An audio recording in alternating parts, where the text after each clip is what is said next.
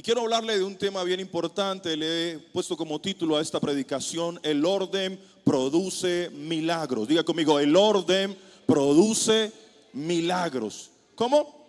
El orden produce milagros. Génesis capítulo 1, versículo número 2. Para los que toman apunte, usted puede escribir ahí. Génesis capítulo 1, versículo 2. Y dice la palabra: y la tierra estaba desordenada. ¿Y qué más?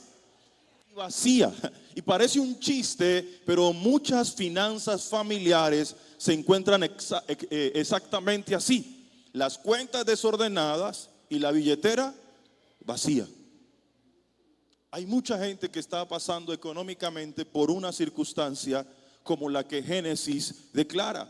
Y es bueno que podamos tomar algunos principios que la palabra de Dios nos da para que nuestra vida financiera pueda cambiar. Y le digo algo: tus finanzas no cambiarán de la noche a la mañana, será un proceso. Pero si tú aplicas principios, vas a ver y vas a cosechar lo que Dios tiene para ti. Amén. Quizás en algunas personas Dios hará milagros instantáneos, pero lo que traerá cambios a tu vida económica tomará tiempo. Y tomará tiempo porque Dios te estará formando.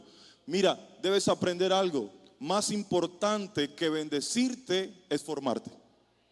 Eso es lo que Dios quiere. Sí, para Él más importante que bendecirte es formarte. Y el ser humano desarrolla cansancio cuando no ve fruto, porque lo que verdaderamente agota al ser humano no es el trabajo duro, sino trabajar incansablemente sin ver resultados ni progreso. ¿A cuántos no les cansa eso? Saber que se levantan cada día, que trabajan, cuando llega la quincena, cuando miran sus cuentas, lo que ven es que como que eso que trabajaron no compensa lo que están ganando. ¿Sí? ¿Alguien le ha pasado eso o no? Se dice: tanto que trabajo y como que no veo el resultado. La palabra dice algo importante: que hay un tipo de gente que su salario se le va a saco roto. Y necesitamos remendar el saco para que las finanzas no se nos pierdan. Y el secreto que Génesis nos da, de acuerdo a lo que leíamos en Génesis capítulo 1, 2, es que Dios no le habló al desorden para crear vida, sino que primero separó la luz de las tinieblas y lo seco de las aguas, estableció un orden, y luego le habló a la tierra ordenada para que se multiplicara. ¿Cuál es el principio y qué aprendemos de esto? Que Dios no multiplica el desorden, Dios multiplica el orden. Amén. ¿Estamos aquí, iglesia? Dios no multiplica el desorden. Para que Dios traiga multiplicación, debes empezar a ordenar. En medio del desorden, Dios no podrá multiplicarte. Y es ahí donde tenemos que aprender algo importante. Y es que en la mayoría de las congregaciones se nos enseña qué hacer con el 10% del dinero, el diezmo. Pero a veces no nos educamos en qué hacer con el 90% restante. Porque a veces creemos que si yo doy el 10% de mis finanzas, todo tiene que salir bien, mi economía tiene que estar bien. Pero para que haya una buena libertad financiera, no solamente tienes que aprender a dar el 10, sino que tienes que aprender a administrar el 90. Bueno, voy a predicar por este lado de acá. No solamente tienes que aprender a apartar el 10, sino que tienes que aprender a administrar el 90%. Pregúntele a alguien cerca a usted: ¿cómo administras el 90%? Pregúntele: ¿cómo administras el 90%? Porque le dije algo, le dije que Dios no bendice el desorden. Si usted no ordena su economía, si usted no ordena sus finanzas, usted no va a ver un rompimiento. Si usted no ordena su economía, usted será una persona que dependerá de milagro en milagro cada quincena, o dependerá cada quincena de un gota a gota o de un préstamo en un banco. Usted tiene que romper con ese ciclo. Los milagros son buenos, los milagros son importantes, pero la palabra dice que la mano del diligente será prosperada. ¿Cuántos diligentes hay aquí en esta noche? Entonces hay un principio, hay una base. Y es bueno que Dios haga milagros. Pero un milagro tiene que ver con cuando algo sobrenatural irrumpe lo natural. O sea, un milagro no es algo que debería de ocurrir. Un milagro es algo que ocurre porque hay una necesidad natural que no se puede resolver naturalmente, entonces necesita una intervención sobrenatural. Altera el curso natural de las cosas para poder que haya un resultado. Eso es un milagro. Y usted no puede vivir solo de milagros. Le digo, es necesario que haya una intervención espiritual, pero usted necesita aprender a ordenarse para que usted vea el fruto de la diligencia, porque todo lo que el hombre sembrare, eso mismo va a cosechar. Amén. Entonces necesitamos ordenarnos. Y número uno, usted necesita hacer un presupuesto. ¿Cómo? Escríbalo ahí. Necesito hacer un presupuesto. Esa es la columna vertebral de las finanzas. Lucas capítulo 14, verso 28, y lo dijo el Señor Jesucristo. Sé que teológicamente la aplicación o la interpretación tiene que ver con la salvación, pero podemos aplicar a nuestra vida esta enseñanza que el Señor dio ahí en Lucas 14, 28. Y mire lo que el Señor dice. Seamos cautelosos al momento de leerlo e interioricemos lo que esta palabra está diciendo. Porque ¿quién de vosotros, deseando edificar una torre, no se sienta primero y calcula? ¿Qué es lo primero que debe hacer? Dígalo fuerte, que usted está aquí conmigo y está vivo. Y calcula, ¿qué calcula? El costo. ¿Para qué hace ese cálculo? ¿Para qué se sienta primero antes de empezar a edificar? ¿Para qué lo hace? Dice allí la palabra, para ver si tiene lo suficiente para terminarla. Entonces una persona que quiere empezar a edificar dice que lo primero que debe hacer es sentarse, sacar una hoja, calcular, mirar si con lo que tiene le alcanza para terminar lo que va a construir. ¿Qué es lo que uno dice? De alguna parte saldrá la plata después. ¿Sí o no? Dios me dará la bendición. Y sí, Dios nos da bendición, pero a veces a esa fe, a lo que le llamamos fe, realmente es irresponsabilidad. Porque la fe no nace en un vacío.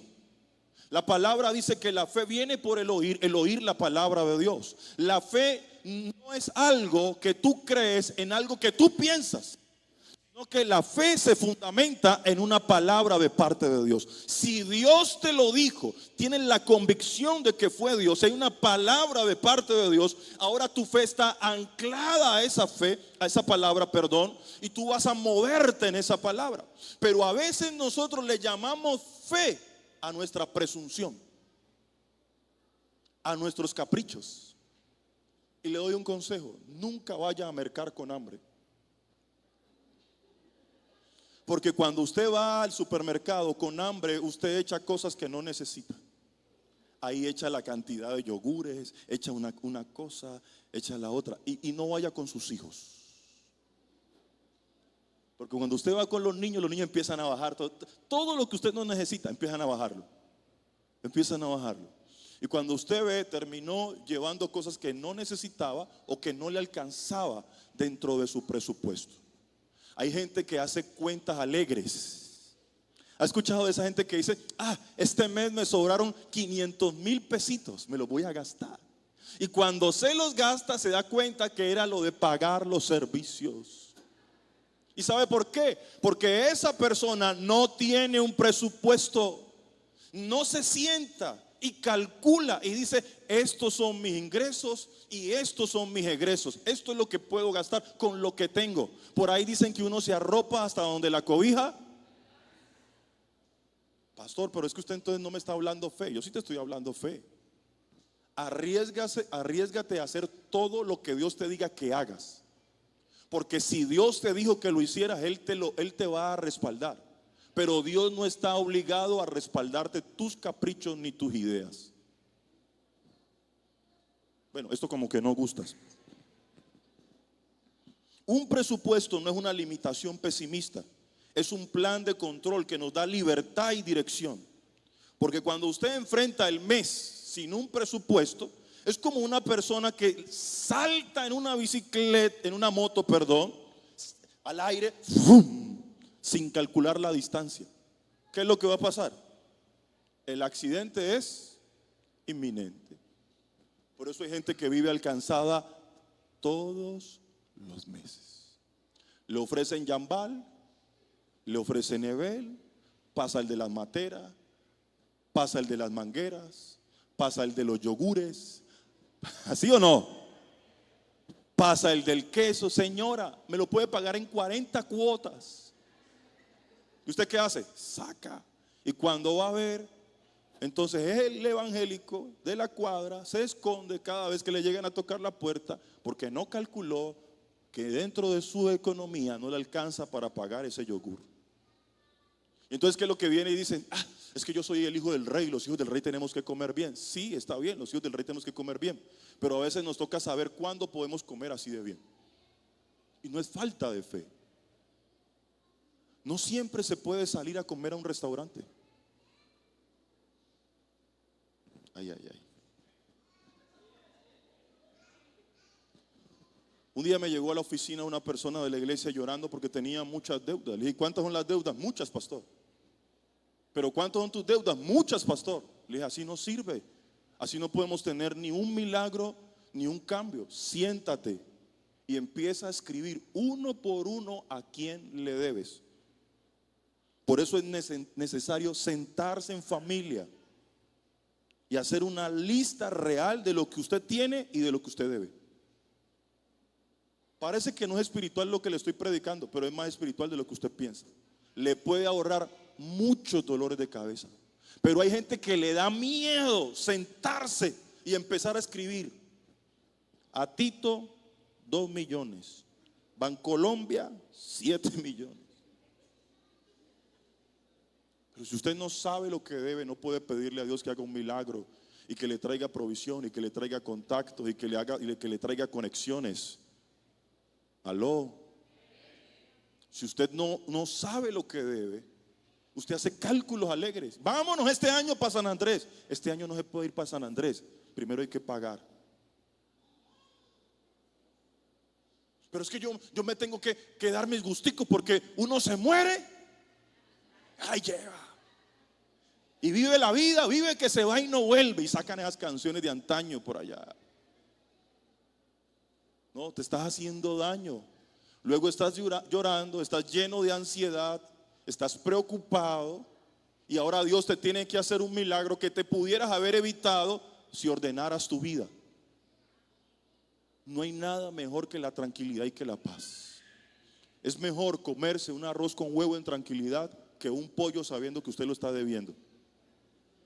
¿Es así o no es así, iglesia?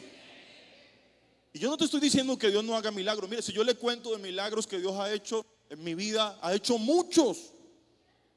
Yo he visto milagros extraordinarios.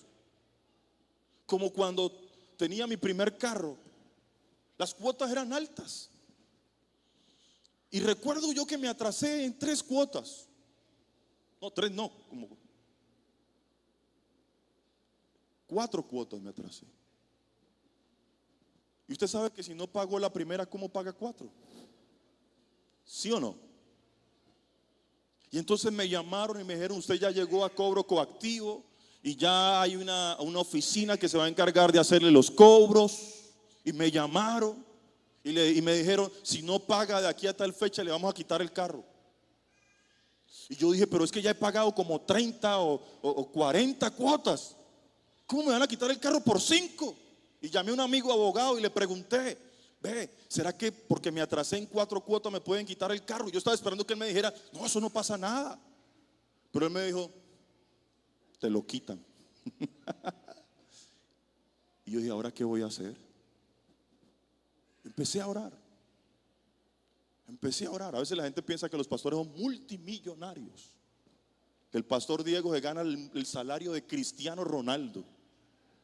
Tiene plata hasta que le sale por los oídos.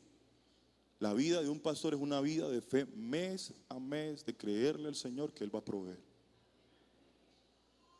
Y estaba orando, tenía hasta el día viernes para pagar. 4 de la tarde, usted sabe que se cierran los bancos. Lunes, nada. Martes, nada. Miércoles, nada. La cosa se va poniendo tensa. Yo dije, no, pues escondo ese carro que nadie lo vea, así no se lo llevan. Lo encierro en un parqueadero. Mejor guardarlo que perderlo. Día jueves en la mañana recibo una llamada, una señora que no se congregaba en la iglesia. Y me dijo, pastor, estaba orando. Y Dios me dijo que lo llamara a usted, que usted tenía una necesidad. Y me dijo que le diera el dinero, pero yo le puse una señal al Señor, porque yo estoy haciendo un negocio de un tractor, me dijo la señora. Y la señal que yo le puse es que si al mediodía esa persona no me responde, lo que yo iba a invertir en eso se lo voy a dar a usted. Me llamó en la tarde, me dijo, pastor, la persona no contestó. Quiero que nos veamos mañana en el banco porque le voy a dar el dinero. ¿Qué necesidad tiene usted, pastor? Porque no sé qué tiene. Le dije, estoy debiendo ciertas cuotas en el banco del carro. La señora que no se congregaba en la iglesia, que no sabía mi situación, pero que estaba orando y que el Señor la inquietó, me llama al otro y me dice, vaya a mi casa, vemos, de mi casa vamos al banco. Y cuando estábamos en el banco, ella fue y retiró, ya faltaban como unos 20, porque yo no sé por qué el Señor hace esas cosas en eso, como cuando uno dice, ya no se puede. Y ya faltaban como 20 minutos, yo decía, esta señora no llega. Y llegó, me dio el dinero, pagué las cuotas del carro. Y después se quedó mirando y me dijo, el Señor me dijo que no solamente te diera lo de la cuota, sino que te diera 1 millón más. Yo digo, gloria a Dios.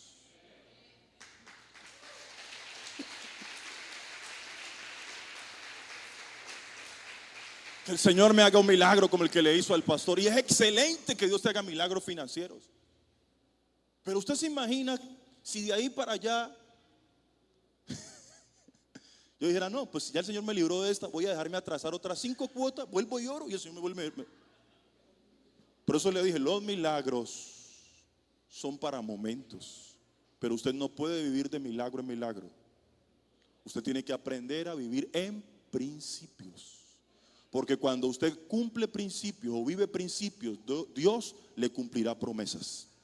Amén. Entonces siéntese con su familia. Hágale saber a sus hijos. Hágale saber a su esposa, a usted varón. Siéntese, estas son las deudas que tenemos. Hijos, nos toca apretarnos el cinturón durante un tiempo mientras salimos de esta situación. Que sus hijos sepan, porque a veces los hijos, papá, camisa, papá, zapatos, papá, pantalón. Hágales saber que quizás durante un tiempo les toca apretarse un poco para mejorar la economía de la familia. Amén, iglesia. Pero lo segundo que tiene que usted es busque una estrategia para salir de la deuda. Mire, Eclesiastés 11:6 dice la palabra del Señor.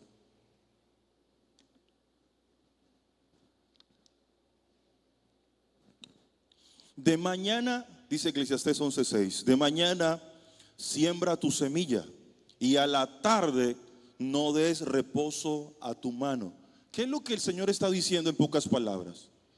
Usted no puede tener una espera pasiva. Su espera tiene que ser activa. Que el Señor te halle caminando mientras llegue la respuesta.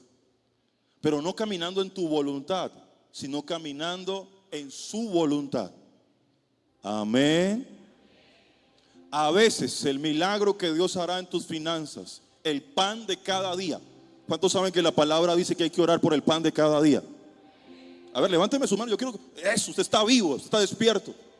Entonces oramos por el pan de cada día. Pero a veces el pan de cada día el Señor no te lo entregará así ya cocinado, cocido, con ese olor, esa fragancia, sino que lo que Dios te entregará en el pan de cada día será la harina, será la mantequilla. No sé si me estoy haciendo entender. Te entregará los elementos, tú los amasarás y te comerás el pan de cada día.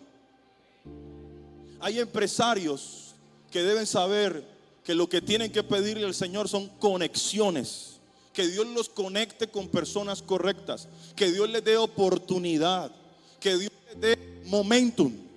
Porque cuando eso llega, usted va a salir de su situación. Usted no necesita que Dios le dé todo. Entiéndame cómo se lo estoy diciendo. Porque usted es una persona diligente. Usted necesita tener las oportunidades. Amén. No vas a dejar descansar tu mano, sino que vas a ser una persona de estrategias. Y vas a ver cómo Dios te empieza a prosperar. Y vas a ver cómo tu vida empieza a cambiar. Pero necesitas paciencia. Paciencia para ver a Dios obrando. Hay gente que piensa que su solución está en tener mucho dinero. Le digo algo.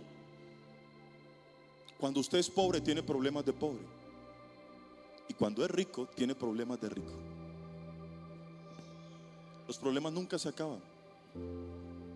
Por eso la madurez de una persona está en la capacidad que tiene para resolver los problemas. Esa es la diferencia entre un infante y una persona madura. El infante, el inmaduro, deja todo ante la primera situación compleja. La persona madura se está preguntando: ¿cómo puedo resolver esto? Amén. Llegué a Cali, acostumbrado en Guacarí a atender cierto tipo de personas con ciertas dificultades. Y una de mis primeras consejerías que tuve que atender con una persona de la iglesia, y me dice: pastor, tengo una deuda. Yo estaba esperando que él me dijera: le debo 4 millones al banco. Cuando me dice: estoy debiendo 600 millones de pesos. Gente que tiene deudas de 1.000 millones de pesos. Vamos a empezar a creerle a Dios, a pedirle a Dios oportunidades. Que te conecte, tú sabes trabajar. Que te conecte con la gente correcta para que tú puedas trabajar, pagar tus deudas, salir de eso y empezar a avanzar económicamente. Necesitas estrategias. Y una de esas estrategias que tú tienes que hacer, y cuando te decía, escribe lo que debes. Haga una lista de las deudas, de la más pequeña a la más grande. Y empiece a usar una estrategia. Pague lo más que pueda, invierta lo más que pueda dentro de lo que cabe dentro de su economía. Pague esas pequeñas deudas. Empiece con las deudas pequeñas. Cuando pague las pequeñas, con lo que pagaba las pequeñas, empiece a pagar las grandes. Y va a ver que cuando menos lo piense, usted salió de esas deudas. Y ahora está en tranquilidad y en paz. Hay gente que me dice: pastor, mañana voy al médico. Ore por mí para que cuando el médico mire los exámenes me diga que no tengo nada, que los exámenes salgan bien. Yo le dije: no voy a orar así. Vamos a orar para que los exámenes muestren qué es lo que tú tienes. Porque cuando tu enfermedad tiene un nombre, ahí es donde aparece Hashem. Hashem, nombre sobre todo nombre. Entonces, ante ese nombre que tiene esa enfermedad, ahora viene el nombre que es sobre todo nombre y hará un milagro. Amén. Amén. Por eso, ante esa deuda, ante esa dificultad financiera, usted la presenta, así como Sennacherib. Sennacherib empezó a amenazar al rey empezó a meterle temor. ¿Y qué fue lo que hizo? Él llevó las cartas de Sennacherib, las llevó a la presencia del Señor. Esto es lo que están diciendo, esto es lo que dicen que nos van a hacer. Lo coloco delante de ti, Señor. Haz un milagro tú. Y Dios te dará las estrategias. Y Dios te dará las formas. No tengas temor de darle nombre a tu situación. Porque cuando le des nombre, verás el nombre que es sobre todo nombre, abriéndote puertas, trayéndote el pan de cada día, conectándote con personas, haciendo que haya gracia y favor sobre ti, que vengan llamadas inesperadas, que alguien diga: estaba pensando en usted, necesito que usted sea el que me haga ese trabajo. Quizás usted sea el menos calificado, pero Dios le va a abrir puertas por causa de su diligencia. Amén. Y usted diga: pero es que ¿cuándo voy a salir? Ya tienes una conexión, ya empezaste a ganar. Y vas a ver cómo paso a paso el Señor irá haciendo algo. hasta que te quedarás sorprendido. Mirarás hacia atrás y dirás: realmente Dios ha sido bueno conmigo. Te acordarás de las cosas como aguas que pasaron. Amén, iglesia. Entonces diga conmigo: no le voy a dar reposo a mi mano, seré diligente. A ver, levánteme sus manos, esas manos bendecidas. Diga conmigo: seré diligente. Sí, a ver, muévalas. Diga: seré diligente. Dios me dará oportunidades. Amén. Dios te va a dar oportunidades.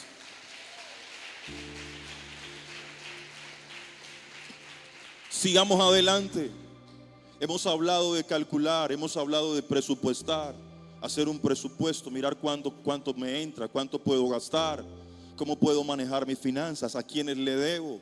Empezar a pagar desde lo pequeño para luego pagar lo grande.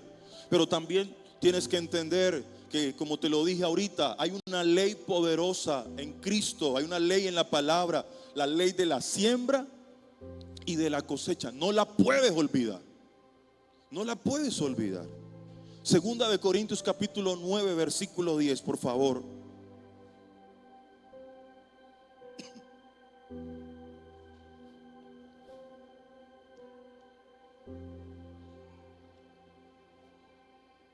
¿Y qué dice la palabra?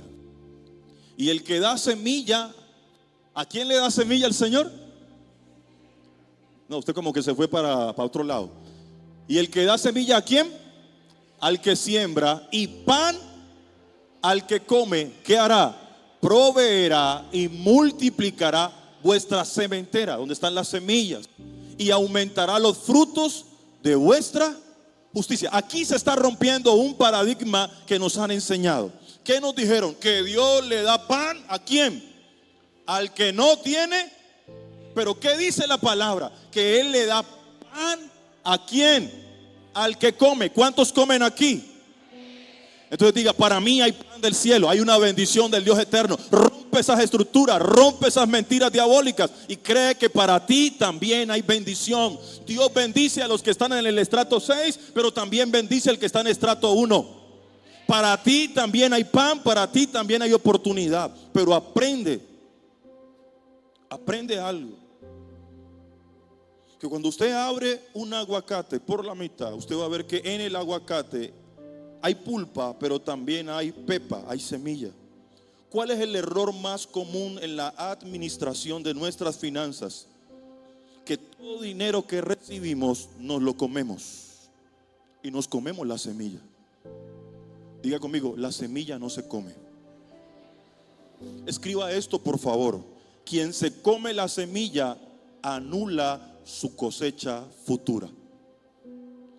Todo buen sembrador sabe que las mejores semillas se guardan, porque de la calidad de esa semilla será la siguiente cosecha. ¿Cuántos pueden decir amén?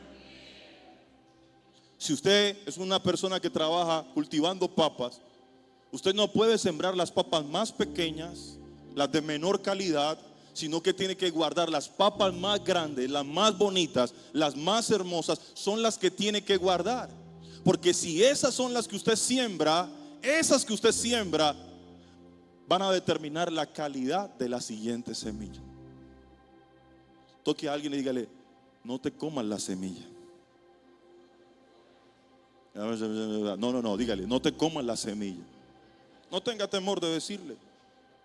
Y una de las cosas que Dios determina para que exista esa ley de siembra y de cosecha, dice Proverbios capítulo 3 versículo 9: honra al Señor con tus riquezas y con los primeros frutos de tus cosechas.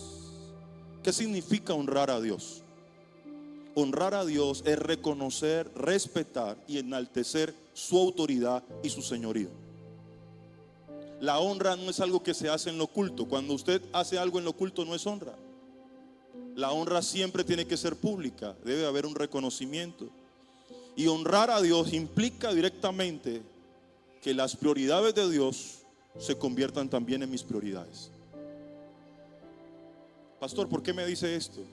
Porque si Dios te prospera, si Dios te multiplica, es para que tú te conviertas en una persona que financia la obra de Dios. Si Dios te prospera, las finanzas del reino no son para que tú acumules. Las finanzas del reino son para que tú patrocines la obra de Dios.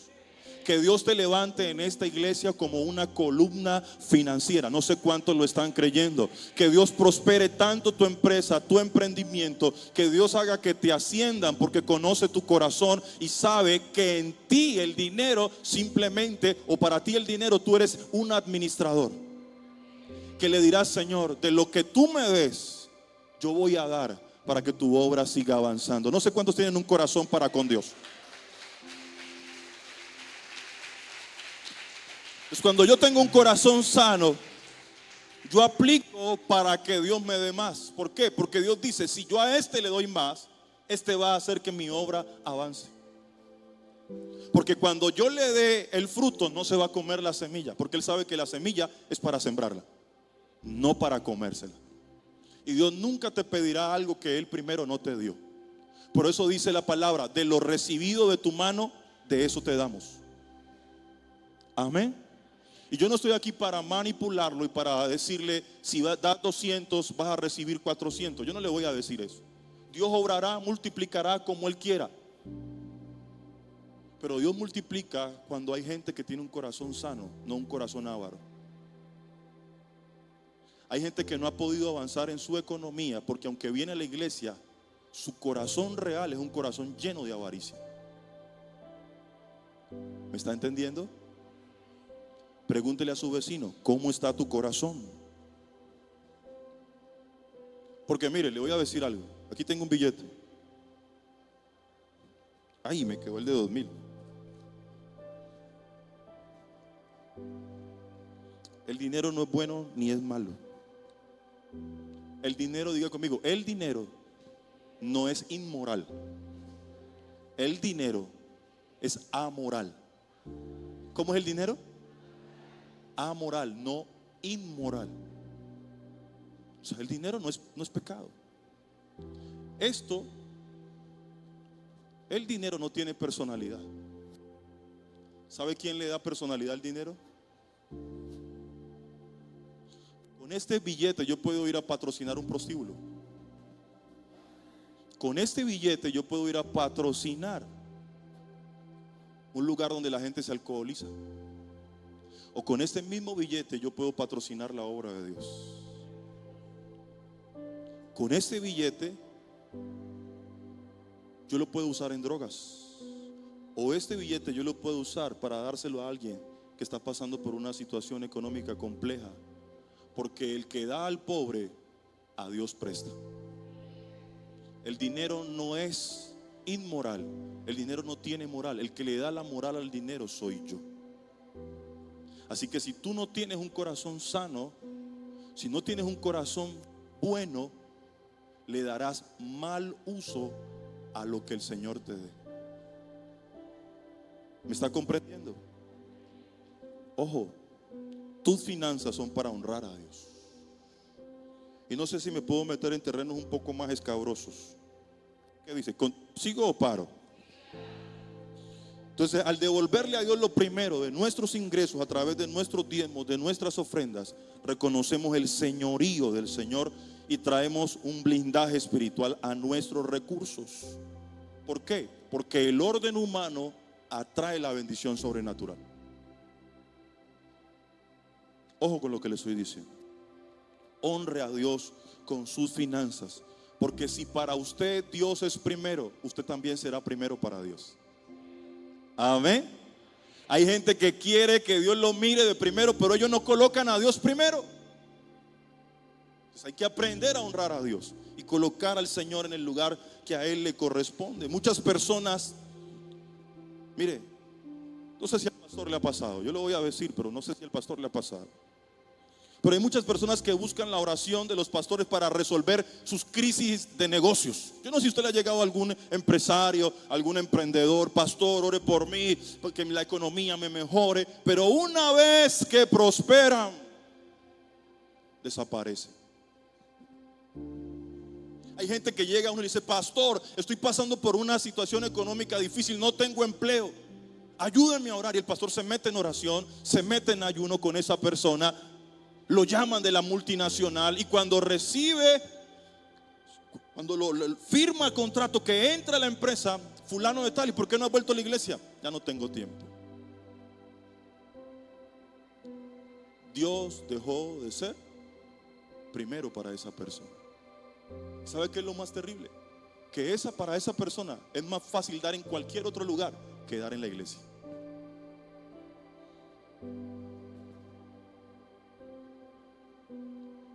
Le voy a soltar una para que usted la tenga ahí en su corazón.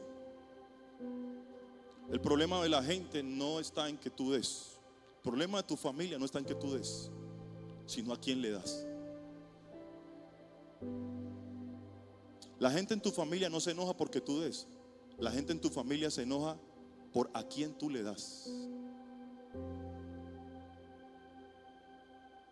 Porque si tú le das al de la cantina, ellos no se enojan. Si tú le das al de la discoteca, ellos no se enojan. Pero cuando ese dinero que tú te gastabas en trago, ahora dices, voy a sembrar en mi iglesia, voy a dar en mi iglesia. Creo que cuando en la iglesia, casa profética de oración, se hacen cultos, se adora, se exalta, allá hay un hombre de Dios, hay una mujer de Dios, hay gente que da una palabra de parte. Soy nutrido en ese lugar. Ahí se hace la obra de Dios, se apoya una fundación. Ahí yo me nutro. Cuando yo necesito una consejería, yo tengo un pastor real que me escucha, no el de Facebook, no el de YouTube, sino el real, que yo lo puedo llamar, que está conmigo en una circunstancia difícil. Tengo un pastor y una pastora reales. Y yo quiero que lo que allí en casa profética de oración se hace, se continúe haciendo. Por eso yo siembro y por eso doy en ese lugar. Porque usted tiene que entender algo. Tu dinero, cuando tú das dinero en la iglesia, ese dinero se transforma en una consejería. Ese dinero se transforma en una familia restaurada. Ese dinero se transforma en comodidad para ti escuchar la palabra. Pero hay gente que le es más fácil dar una donación a fulano de tal que escuchó en YouTube y que dijo tiqui tiqui a la pantalla, tiqui tiqui a la pantalla, un león, un tigre. Que cuando tú necesites una consejería, nunca te la va a dar. Pero te es difícil dar en tu casa. Toque a alguien, dígale, tenés que ponerte serio, dígale. Voy a meterme en terrenos un poco más fuertes. ¿Puedo? Usualmente las personas preguntan si el diezmo sigue vigente. Cuando alguien pregunta si el diezmo sigue vigente, simplemente lo hace para justificar su tacañería. ¿Por qué, pastor? Porque busca una excusa para dar menos, no para dar más. O para no dar. Esa historia yo ya me la sé. Esa historia de yo lo que tengo yo se lo doy a los pobres. Pregúntese a ver si se lo da a los pobres. Ese dinero es mejor transformarlo en 4 mercados que darlo en la iglesia. Pregunte a ver si da esos 4 mercados. No lo hacen. Porque obvian y deshonran a Dios. Llámele como le llame, llámele diezmo, llámele aporte. Hay una ley de vida que dice que usted y yo debemos ser generosos. Porque cuando usted es generoso, alguien también lo va a hacer con usted. Amén, iglesia. No estoy hablando de cantidades, no. Pero a veces queremos ver milagros financieros sin accionar esos milagros financieros. Y nuestras finanzas, cuando Dios nos da finanzas, mire, hay 3 leyes. Entienda, le quiero decir otra cosa. Las leyes son temporales. Y puede que el diezmo como ley es algo temporal. Las leyes son temporales, pero los principios son eternos. Los principios no cambian. Los principios siempre se mantienen. ¿Aló? Los principios son eternos. Y hay 3 propósitos principales cuando la Biblia te habla de dar en tu iglesia local. Hay 3 propósitos. ¿Por qué? Porque estaban escondidos en lo que fue una ley, pero siguen vigentes en un principio. Y te los voy a enseñar esta noche. Número 1, Dios te pide que seas generoso para que los necesitados sean sustentados. Es el primer propósito. Usted lo va a encontrar en Lucas capítulo 12, verso 32 al 34. Lo va a encontrar en el libro de Hechos, la iglesia primitiva lo hacía, Hechos 4, 34 al 35. Y habla del cuidado de las viudas en primera de Timoteo 5, 16. Mis finanzas deben ser para generosidad. Porque te pregunto, ¿para qué quieres más? ¿Para qué queremos más?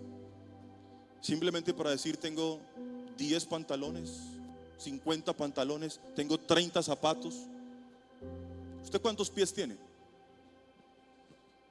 ¿Cuántos zapatos se puede poner? O sea que el resto es una añadidura. Qué bueno que podemos tener más, pero hay cosas que no las necesitamos, que podríamos vivir sin ellas.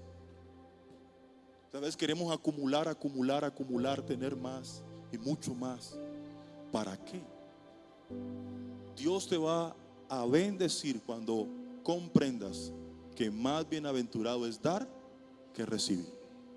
Porque cuando tú das, le estás enviando un mensaje a tu mente: no soy tan pobre como creía. Hay alguien que está en una condición económica más difícil que la mía. Estoy viendo la bendición de Dios en mí. Amén. Entonces te decía que una de las razones de la generosidad, un principio, es que tú puedas ayudar a los que están pasando por una situación económica más compleja que la tuya. Porque le aseguro algo: lo que usted siembra en otros, usted lo va a cosechar. Pero aprenda esto. Hermano, venga un momento, por favor. Venga.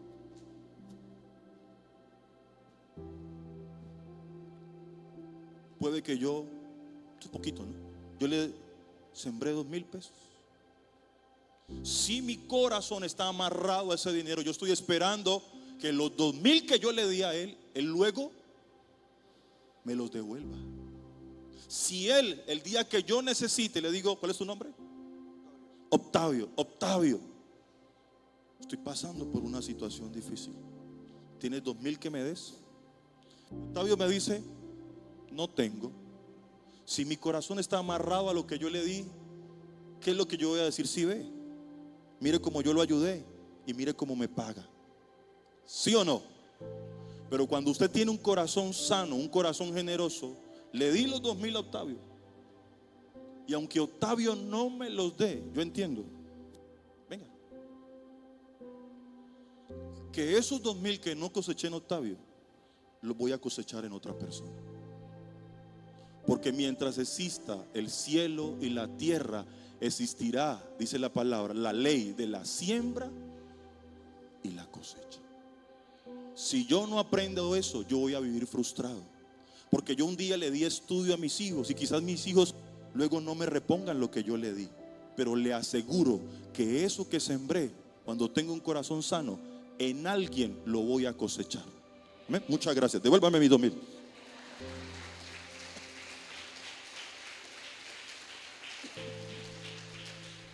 Nuestro problema es que esperamos que en el mismo canal que sembramos sea el mismo canal que recibimos. Por eso hay gente que cuando da en la iglesia no da con un corazón sano. Esa persona lo que está haciendo es, está metiendo plata en un banco. Porque luego dice: ahora voy a esperar que el pastor Diego me devuelva todo lo que yo he sembrado aquí en casa. Dígale que está a su lado: tienes que sanar tu corazón. Segundo propósito, segundo principio, no solamente es para dar al necesitado, sino para sustentar el lugar de adoración. Dios te permite ser generoso para que le des a los que están pasando por una situación compleja, pero también para que tú puedas sustentar el lugar de adoración. ¿Cuántos son edificados en este lugar? Pero de verdad, ¿cuántos dicen: esta es mi casa? ¿Cuántos se sienten que tienen identidad con este lugar? Porque hay gente que es pasajera. Hay gente que llega aquí, como se congrega aquí, va para la Bethesda, se va para la iglesia X, la iglesia Y, la iglesia Z. Este fin de semana hay vigilia en el estadio, me voy. Cuando usted tiene identidad, usted sabe cuál es su casa. y usted sustenta su casa. Es ilógico que yo coma aquí, en esta casa, pero compro mercado en otra. Estoy aquí para que acá compre mercado, pero vengo a exigir aquí para que me den comida. Diga, no tiene sentido. ¿Uno dónde compra el mercado? Donde come. Casa profética de adoración es el lugar donde Dios te plantó, donde eres bendecido, donde estás creciendo, donde hay un lugar sano, donde hay un lugar bendecido. Aquí no te manipulan, aquí no te obligan. Aquí te enseñaron a ser generoso, pero nunca te han manipulado. Y puedes ver que tienes unos pastores de bendición. Yo siempre le digo a la gente, si usted piensa que dar en esta iglesia es que lo están robando, no dé. Yo no necesito tu dinero. De alguna parte Dios sustentará. Si para ti es una carga, no lo hagas. Pero cuando uno se siente identificado, uno quiere que eso que se está haciendo ahí se continúe haciendo. Ahora que yo llegaba, me bajé del carro de la plataforma. Y vi como alguien de la iglesia saliendo de no de esta casa de aquí, sino de otra más allá. Y le dije, pastor, ¿compraron esa casa? Me dijo, no, quisiéramos. ¿Y sabe dónde está el dinero para comprar esa otra casa? Porque Dios te va a prosperar tanto. Porque Dios te va a prosperar tanto para que tú seas un patrocinador de los sueños de Dios con casa profética de oración. ¿Cuánto le dan un aplauso al Señor?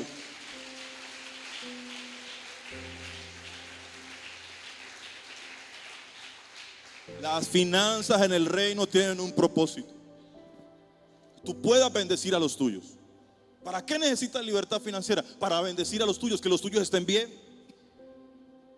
Que sus hijos no tengan que cantar en diciembre, mamá, ¿dónde están los juguetes? Mamá, el niño no me quiere. Y que sus hijos crezcan con odio al evangelio, porque desde que mi mamá se volvió evangélica, mi papá volvió evangélico, lo que hay en esta casa es ruina, pobreza. Sino que tú puedas ver la bendición de Dios porque vives bajo principios, porque aplicas la palabra, porque tu vida es transformada, porque dejaste el desorden, porque dejaste de meterte en cuanta cosa te ofrecían, cuanto arroz con leche, cuanta rifa te ofrecían. Aló. Hoy juega la tómbola, 100,000 pesitos, y mantiene confiando en la diosa Fortuna a ver cuándo tiene un golpe de suerte. Y hay gente que mantiene caminando, mirando hacia abajo. La gente ya no bota billetes. Los billetes ya se los amarran. ¿Sí o no? Está esperando a ver qué billete me encuentro. No, hermano, ordénese y va a ver cómo Dios lo bendice. Pero lo tercero que dice la palabra, estoy hablando del principio, es que es para el sustento de los necesitados, para el sustento del lugar de adoración, pero también para el sustento de ministros. Primera de Corintios 9, 7 al 14.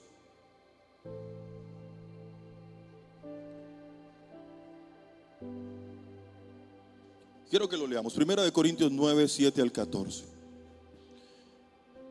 Versículo 7. ¿Quién fue jamás soldado a sus propias expensas? ¿Quién planta viña y no come de su fruto? ¿O quién apacienta el rebaño y no toma de la leche del rebaño? Digo esto solo como hombre. ¿No dice esto también la ley? Versículo número 9. Porque en la ley de Moisés está escrito: no pondrás bozal al buey que trilla. ¿Tiene Dios cuidado de los bueyes? ¿O lo dice enteramente por nosotros? Pues por nosotros se escribió, porque con esperanza debe arar el que ara. Ojo, nos enseñaron que hay que dar sin esperar recibir. La Biblia no dice eso. La Biblia dice que el que ara tiene esperanza de que va a recibir de lo que ha arado. Y el que trilla con esperanza de recibir del fruto. ¿Sí o no? Versículo 11. Si nosotros sembramos entre vosotros, está hablando el apóstol, si nosotros sembramos entre vosotros lo espiritual, es gran cosa si segáremos de vosotros lo material. Versículo 12. Si otros participan de este derecho sobre vosotros, ¿cuánto más nosotros? Pero no hemos usado de este derecho, sino que lo soportamos todo por no poner ningún obstáculo al evangelio de Cristo. Versículo 13. ¿No sabéis que los que trabajan en las cosas sagradas comen del templo y los que sirven al altar, del altar participan? Verso 14. Así también ordenó el Señor a los que anuncian el evangelio que vivan del evangelio. ¿De qué debe vivir un pastor?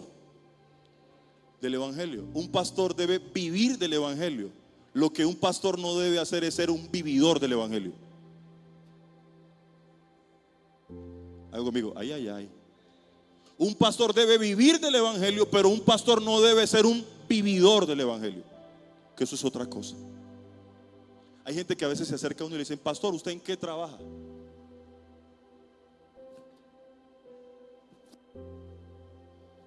A veces yo quisiera darle mi teléfono celular a algunas personas de la iglesia que hacen esa pregunta, para ver si a los 3 días no me lo devuelve y me dice: aquí le entrego. Y por favor denme una cita con psicólogo porque quedé traumado. Tenemos que escuchar tantas cosas, atender tantas personas, estar preparando mensajes, haciendo muchas cosas. Por eso lo tercero que por lo cual se daba era para que se sustentaran los necesitados, para que el lugar de adoración estuviera bien, pero para que aquel que predicara la palabra también estuviese bien. Para eso es tu generosidad en la casa de Dios. Amén. Y tenemos que creerle al Señor porque vienen tiempos de libertad. Amén. Empieza a mirar y a creerle al Señor. Llega a tu casa. Te dejo una tarea. Llega a tu casa. Escribe tus deudas. Haz un presupuesto. No hagas cuentas alegres. No te estés gastando el dinero así, lo que va saliendo del bolsillo. Cuando va a ver ya no tienes nada. No. Escribe. Tanto para el Señor. Tanto para servicios. Tanto es para tal cosa, para esto, para esto, para esto. Usted se va ordenando. Y sabe cuánto puede gastar, cuánto no, cuánto puede ahorrar. Y cuando se ordene, usted va a escuchar la palabra de Dios sobre ese orden que va a empezar a crear cosas. Porque Dios ordenó y luego habló. Y cuando habló, lo que estaba ordenado fructificó. Porque Dios no bendice el desorden. Amén, iglesia. Y quiero ir terminando diciéndote algo. De nada sirve experimentar un milagro financiero de parte de Dios si sigues administrando de una manera desordenada. Porque esa bendición que Dios te dé no va a perdurar en el tiempo. ¿Qué pasaría si a alguno de ustedes Dios le regalara 100 millones de pesos?